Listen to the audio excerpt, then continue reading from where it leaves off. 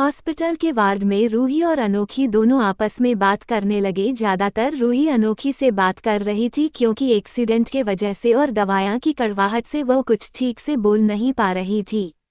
लेकिन फिर भी उसकी आवाज़ किसी चाशनी की तरह आ रही हो। ऐसा लग रहा था कि जैसे कोई छोटी सी चिड़िया बोल रही हो अपनी मधुर आवाज़ से। और नील अनोखी का चेकअप कर रहा था। फिर नील कहा कि चलो अच्छा हुआ कि तुम्हें अंदरूनी चोट नहीं लगी, वरना तुम्हारे हालत देखने से लग रहा था कि डायरेक्ट कोमा में चल जाएगी या फिर दुनिया को अलविदा करने का इरादा था। अनोखी जब नील के मुंह से ऐसी बातें सुनी तो वो नील की तरफ देखकर छोटी से मगर पीछे स्मॉल की, मगर वो मन ही मन में जा रही हूँ कि वो उसे एक्सीडेंट में मेरी क्यों नहीं गई। जब रूही ने देखा कि अनोखी की ध्यान कहीं और बटी हुई थी तो उसने अनोखी को कंधे से हिलाकर पूछा कि तुम कहाँ खो गई हो। अनोखी जब रूही की ऐसे कंधे हिलाने से चौंक गए, फिर उसने रूही की तरह देखा और कहा कि कहीं नहीं। फिर रूही ने कहा कि अनोखी तुम कुछ देर के लिए आराम कर लो, मैं तुमसे बहुत जल्दी हम दोनों मिलेंगे और बहुत सारी बातें करेंगे, ठीक है? तुम अच्छे से ठीक हो जाओ। फिर रूही ने नील की देखा और बाय करके चली गई। कुछ देर बाद नील अनोखी का अच्छे से चेकअप करके उसे आराम कहकर वार्ड से चला गया और फिर नज़ भी कुछ ही समय में वार्ड से चली गई। अब वार्ड में सिर्फ अनोखी उसे वार्ड में सिंगल बेड में अकेले रह गई और उसकी आंखों से कुछ कुछ नमी सी तैर रही हो, जैसे लग रहा था कि वह अपनी जिंदगी की कुछ बड़ा फैसला ले लिया हो। फिर वो अपनी आंखें बंद करके सोने की कोशिश करने लगी, मगर आंखों से वो नमी रुक नहीं रही थी। इधर दिल्ली के नमी गर्मी जगह सारे लोग यही रहा करते थे। बिजनेसमैन्स के लोगों के परिवार और चाहे कुछ माफिया के परिवार भी रहा करते थे और उसी जगह में एक बहुत बड़ी और आलीशान और भव्य खूबसूरत सा विला था। उस विला के 150 बॉडीगार्ड तैनात थे। उस विला के मेन गेट पर नामप्लेट पर बड़े अक्षर में लिखा था जिंदल विला लिखा हुआ था, जिसके खूबसूरत सा निकासी से की हुई थी और उस भव्य गेट को और भी ज्यादा निखार रहा था।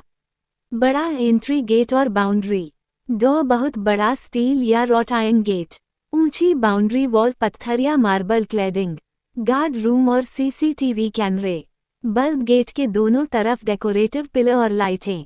गेट से घर तक ड्राइववे का लंबा पक्का ड्राइववे, ग्रेनाइट या इंटरलॉक टाइल, ताड़ का पेड़ दोनों तरफ, पाम ट्री या सजावटी पौधे, बल्ब, जमीन में लगी गार्डन लाइटिंग, फाउंटेन गार्डन की तरफ दोनों रोड साइड के बीच फाउंटेन या गोल राउंड अबाउट का था जो संगमरमर का बना था, जो बहुत खूबसूरत लग रहा था। और उस फाउंटेन के बीचों बीच एक बहुत बड़ी परी का स्टैचू बनी हुई थी, जिसके दोनों हाथों में एक वाटर अर्दन पॉट पकड़ी हुई और उसकी खूबसूरत को निखारने में उसका लंबा और खूबसूरत लॉन्ग बड़ी गाउन पहनी हुई थी, जिसे उस फाउंटेन में और भी निखार रही थी और उस विला को शान दे रही थी। विला के सामने एक बहुत बड़ा और खूबसूरत फाउंटेन था और उसके सामने एक शानदार विला बना हुआ था। इस विला के डिज़ाइन में क्लासिकल आर्किटेक्चर, पुराना यूरोपियन स्टाइल का इस्तेमाल किया गया था, जो इसे बेहद रॉयल और आकर्षक बनाता है। इस विला की कई खास खूबियां थीं। सबसे पहले इसके सामने ऊंचे ऊंचे स्तंभ, पिलर्स लगे हुए थे जो इसे बिल्कुल महल जैसा लुक देते थे। खिड़कियां गोल आर्च शेप में बनी हुई थीं, जिससे इसकी सुंदरता और बढ़ जाती थी। ऊपर की तरफ सुंदर बालकनी थी, जिसमें डिटेल्ड डिज़ाइन वाली रेलिंग लगी हुई थी। बीच में इसका ग्रैंड एंट्रांस था, जहां तक पहुंचने के लिए सीढ़ियां बनी हुई थीं। और यह एंट्रांस बिल्कुल किसी होटल या महल जैसा भव्य लगता था। साइड में एक बड़ा गराज था, जहां कई गाड़ियों को रखने की व्यवस्था की गई थी। विला की छत टाइल वाली ढलानदार थी और उसके ऊपर छोटे छोटे डोम गुंबद जैसे बने हुए थे, जो इसकी खूबसूरती को और भी निखार रहे थे।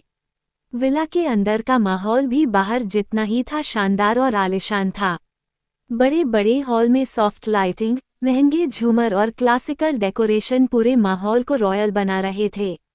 और विला के सारे सर्वेंट्स अपना काम कर रहे थे। कोई डाइनिंग टेबल सजा रहा था, कोई फ्लावर पॉट ठीक कर रहा था, सब अपने काम ठीक सालिक से कर रहे थे, बिना आवाज के, क्योंकि विला के अंदर का माहौल भी बाहर जितना ही शानदार और आलीशान था। बड़े बड़े हॉल में सॉफ्ट लाइटिंग, महंगे झूमर और क्लासिकल डेकोरेशन पूरे वातावरण को रॉयल बना रहे थे। विला के सभी नौकर अपने अपने काम में लगे हुए थे। कोई डाइनिंग टेबल सजा रहा था तो कोई फ्लावर पॉट ठीक कर रहा था। सब अपने काम बड़े सलीके और खामोशी से कर रहे थे। हॉल के बीचों बीच एक किंग साइज आलिशान सोफे पर एक उम्रदराज आदमी बैठा हुआ था। उन्होंने ब्लैक बिजनेस सूट पहन रखा था, आंखों पर नजर का चश्मा और हाथ में महंगी घड़ी थी जो उनके व्यक्तित्व को और भी प्रभावशाली बना रही थी।